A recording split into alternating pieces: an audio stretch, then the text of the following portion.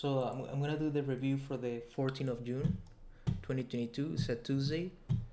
Um, I missed out on a lot of trades today in the morning. Especially Apple. Uh, but nonetheless, I missed those trades. I did my best to not let them affect me, but I ended up taking a trade that.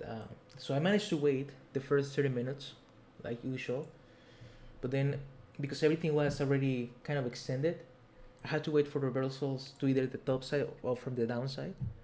So I saw that Oxy was breaking out from R4. Okay, so I'm remembering now. So I missed out on this trade on the at the break of the R4 level. So that's something I have to work on. And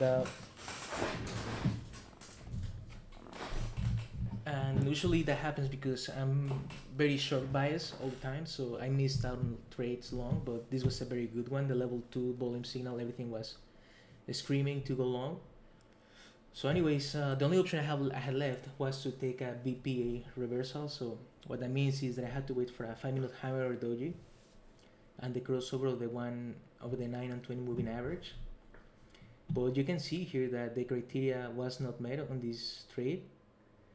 Everything was set up, but I just had to wait for the exhaustion of the move up.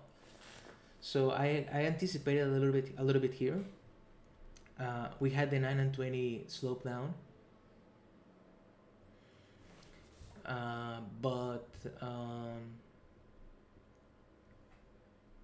and the break of kind of compression, but the 5-minute was still not a hammer, so it was a wrong signal. Plus the volume was still kind of low,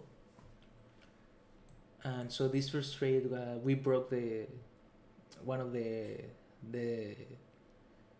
variables that necessary, which is a hammer or a doji. So but everything else was met. The level 2 was not clear, but it's not that important because we know that we have run out of shares. If you have a bullish level 2, then you don't take this kind of trade, but because the level 2 was balanced, kind of like you see right here, it didn't make much of a difference. It doesn't really affect it too much. And then my second entry was very good. The problem is that it didn't. It rejected VWAP. We were kind of close to VWAP, so I should have gotten out all out here. But I'm glad that I didn't miss this trade. I was a little bit hesitant, but managed to take it. I placed a reasonable stop loss of 30 cents. Maybe I could have gotten away with 30 cents for a tighter stop loss. So instead of getting out at 4 to 1, I would have gotten 4 to 1, right? So it's unfortunate, it happens. It's a tight move, but yeah, it's very unfortunate that it didn't drop more lower, and I got out at break even. So those were the two trades that I took today, Tuesday, and these are BPA reversals. So this grade's gonna be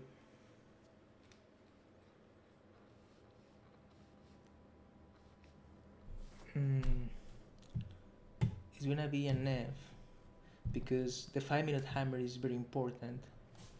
So it was a short, and Oxy was an outside day, I believe.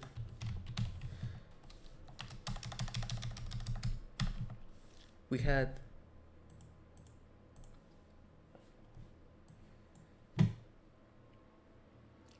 a bearish day,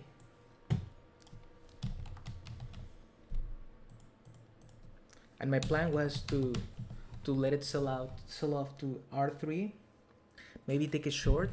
But if it bounced from R3, I should have gone long, but I didn't do that. That's unfortunate. And the price opened. It opened inside the R4. No, it did not work. So it's -1. No. Just don't.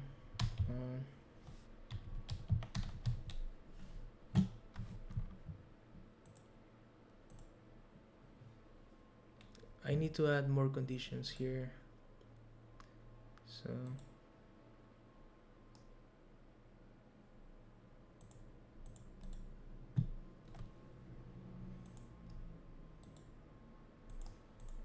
So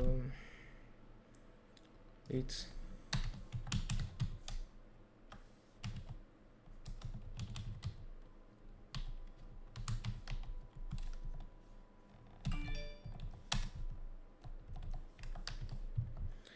Camarilla.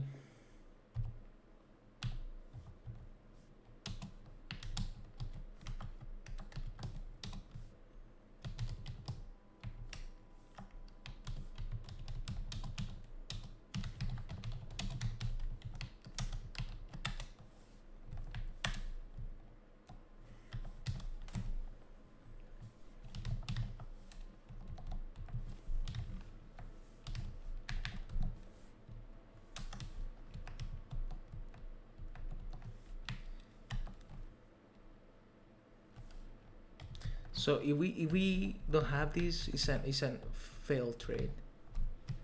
I think this is a D. Yes, no hammer.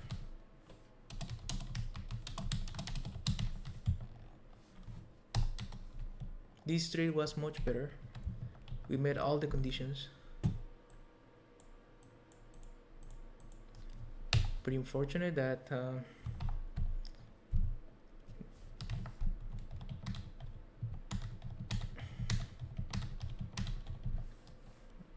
much better. Also, we broke rules today. Forgot.